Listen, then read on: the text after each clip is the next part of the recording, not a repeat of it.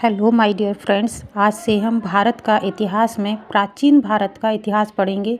उसमें भी सिंधु घाटी सभ्यता को कुछ पॉइंटों के द्वारा जानेंगे। सिंधु घाटी सभ्यता 2500 ईस्वी पूर्व से 1750 ईस्वी पूर्व को हड़प्पा सभ्यता भी कहा जाता है। यह सभ्यता उत्तर में मांडा से लेकर दक्षिण में हेमाबाद तथा पूर्व में आलमगीरपुर से लेकर पश्चिम में सुत्कागेंडोर यानी मकराना तक विकसित आदि ऐतिहासिक काल से संबंधित कांस्य युगीन सभ्यता है। यह सभ्यता मिस्र तथा मेसोपोटामिया की सभ्यता के समकालीन मानी जाती है। सिंधु घाटी सभ्यता नगरीय सभ्यता थी।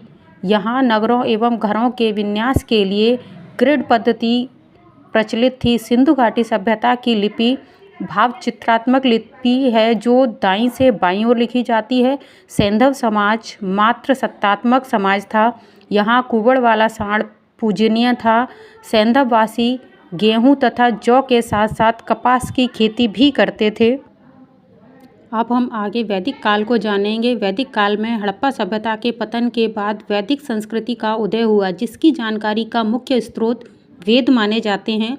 इस वैदिक संस्कृति का कालखंड 1500 ईस्वी पूर्व से 600 ईस्वी पूर्व तक माना जाता है, जिसके दो भाग हैं, ऋग्वैदिक काल तथा उत्तर वैदिक काल। वैदिक साहित्य में वेद, पुराण, उपनिषद आदि को शामिल किया जाता है। वेदों की संख्या 4 है, जो क्रमशः ऋग्वेद, सामवेद, यजुर्वेद तथा अथर्ववेद है।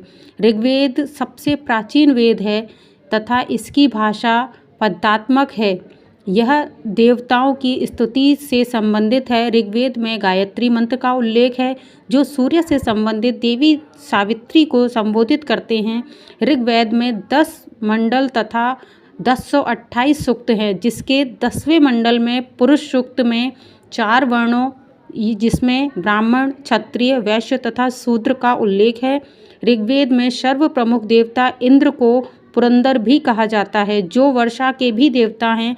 ऋग्वेद में सरस्वती नदी के लिए नदीतमा, देवीतमा तथा मातेतमा शब्द का प्रयोग किया गया है। इन जो शब्द हैं, इनसे क्वेश्चन भी बनते हैं आगे पेपरों में।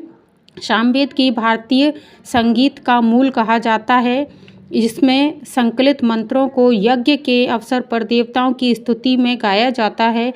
यजुर्वेद में रचना गद्य तथा पद दोनों में ही की गई है। यह वेद मूलतः कर्मकांड प्रधान है। अर्थवैदिक चौथा वेद है, जिसमें ब्रह्म ज्ञान, औषधि प्रयोग, रोग निवारक, तंत्र मंत्र तथा जादू टोना आदि का वर्णन है। पुराणों की संख्या 18 है।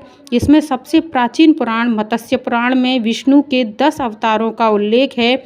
उपनिषद की संख्या 108 है। भारत का सूत्र वाक्य सत्यमेव जयते मंडक उपनिषद से लिया गया है।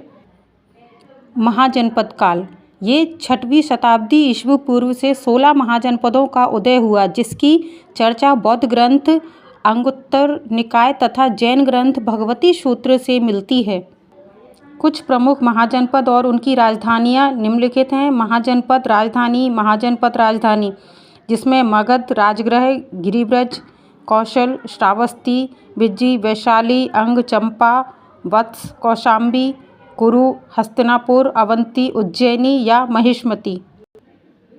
धार्मिक आंदोलन, ईस्वी पूर्व 6ठी सदी में ब्राह्मणवादी कर्मकांडों के विरुद्ध नास्तिक एवं अनीश्वरवादी जैन एवं बौद्ध धर्मों का उदय हुआ। जैन धर्म के संस्थापक तथा प्रथम तीर्थकर ऋषभवेद थे। जैन धर्म के 23वें तीर्थकर पार्श्वनाथ थे। जैन धर्म के वास्तविक संस्थापक महावीर स्वामी को कहा जाता है। बौद्ध साहित्य में इन्हें निगंडनाथ पुत्र कहा जाता है। महावीर स्वामी 24वें एवं अंतिम तीर्थकर थे। महावीर स्वामी जीवन परिचय, इनका जन्म 1540 ईस्वी पूर्व हुआ। इनका जन्म स्थान वैशाली के पास कुंडग्राम है। बचपन का नाम वर्धमान था। इनके पिता सिद्धार्थ थे। इनकी माता त्रिशवा थी।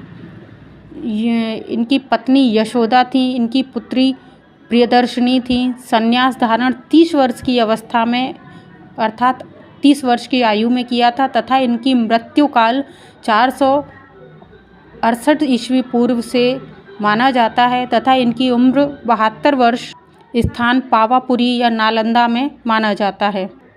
महावीर स्वामी को जाम्बिकाम त्रिजुपालिका नदी के तट पर शाल वृक्ष के नीचे 12 वर्ष की तपस्या के पश्चात ज्ञान की प्राप्ति हुई थी। ज्ञान प्राप्ति के बाद इन्होंने अपना उपदेश प्राकृत भाषा में दिया था। महावीर स्वामी के प्रथम शिष्य जमाली दामाद थे। जैन धर्म स्यादवाद, अनेकांतवाद, त्रिरत्न, ब्रह्मचर्य एवं सिद्धांतों को मानना है। जैन संघ श्वेतांबर श्वेत वस्त्र धारण करने वाले तथा दिगंबर बिना वस्त्र वाले में विभाजन था।